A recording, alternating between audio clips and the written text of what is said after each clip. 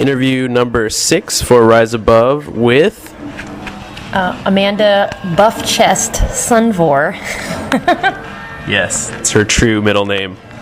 I had weird parents. All right, Amanda, what is your history with motorcycles? Well, when I was very young, we had this 50cc mini bike that I learned on. My brother had his first chance with it and drove it through my grandma's garage. And when it was my turn, my dad was sitting on the back teaching me how to drive it. And I ended up driving us off a road and down a ditch. And when I turned back around, I did a wheelie because we were going up a hill and it was so weighted heavily in the back that I flipped him off and then just took off. And from then on, it was a love affair. Like it. What bike are you currently riding? Well, I recently acquired my father's bike, which is a 1980 Ironhead. 1980 Ironhead. All right. How many accidents have you been in?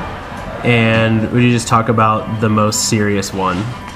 Well, I've been in accidents of all kinds, but I've been in one motorcycle accident. Right. And that was the most serious one, by far. Okay. And I guess just talk about that. Kind of just tell that story. Sure. So I had a good friend that we would go for rides together all the time, and he came over to my house and picked me up.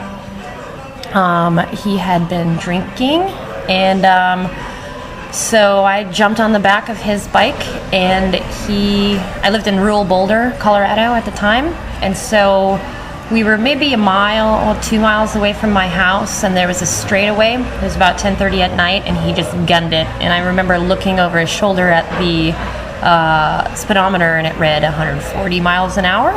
And out of nowhere, the stop sign just popped up, and I'm like, oh, fuck. Like, you know, when people say it, like, things really slow down, it was one of those cliche moments of it really slowing down, because I could see that stop sign getting closer and closer, and that back wheel locked up. It was like 250 feet. We skidded. And he kept the bike up, but we were coming to a T in the road. And once the bike hit the gravel with that back wheel locked up, it wanted to lay the bike down, but it hit my back foot peg and popped the bike back up, projecting me up and over him into a wire fence. And the wire fence, my hand hit one of those big posts, shattered it, and dislocated my hand from my wrist. So it was kind of, imagine that my hand is a 90-degree angle. Right. And the wire fence cut through my hip and shattered my pelvic bone. Actually, if I take off my shirt, you can see the fence kind of on me still. Went across my nipple pretty good and up in my armpit. It just barely caught my throat and ripped my helmet off my head. They couldn't find it. Anyway, so I pulled like 4 or 5 of those posts out of the ground and drug them 30 feet in. And I laid there awake for about 4 hours, holding my hand up to see if oncoming traffic could see that I was laying there, if their lights were hitting me. And I tried to crawl to the side of the road, but I didn't know I was cut open so badly. And the driver of the motorcycle, my good friend at the time,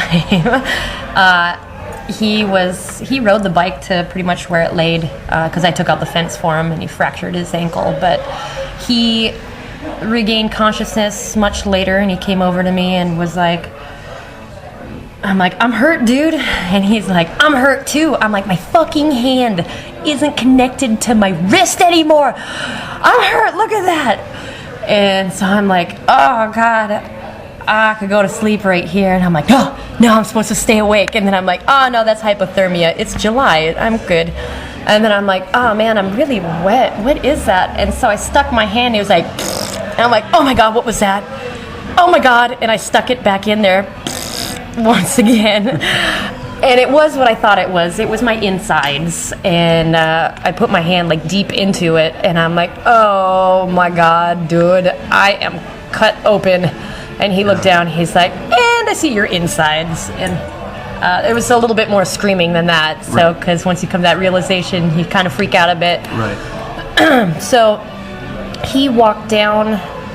I was like, go get some help. And so he walked down to like a half mile down the road, and there was a Methodist church. And I'm not religious by any stretch of the imagination, but I'm definitely spiritual after this.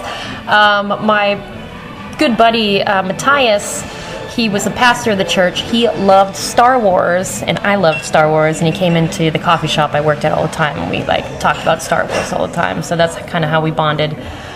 And he was preparing for a trip and left his church unlocked. So I called him up and I was like, hey buddy, yeah man, you left your church unlocked. He's like, yeah, I was trying to get all this stuff done and da-da-da-da. And then I came in the morning and I'm like, damn it, I left it unlocked. And he's like, wait, how did you know it was unlocked? And I was like, well, I was bleeding to death in a field, and because you left that open, we were able to call for help and stuff. This was after I got out of intensive care and stuff, that I was able to... So kind of a godsend there. Yeah.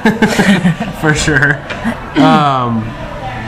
So in that accident, what was the list of actual injuries that you accrued? Well, my hand had been pulled from my wrist, and my all 3 metacarpals were in like tiny pieces, and my knuckles were crushed.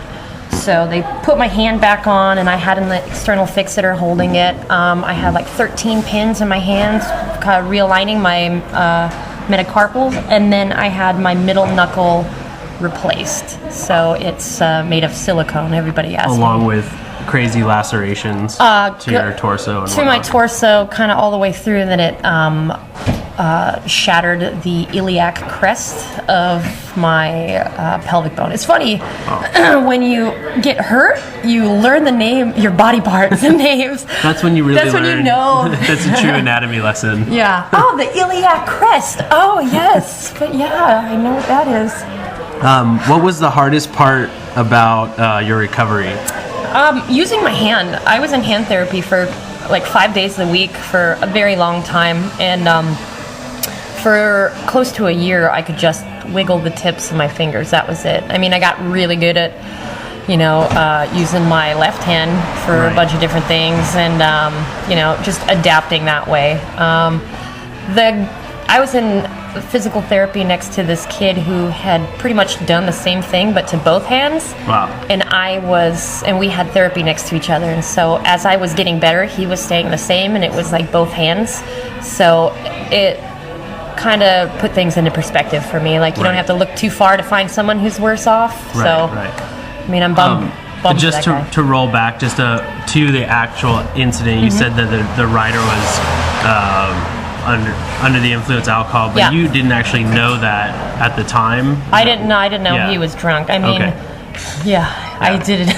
And and for, I guess, what gear were you wearing during the accident, and what gear would you wear now?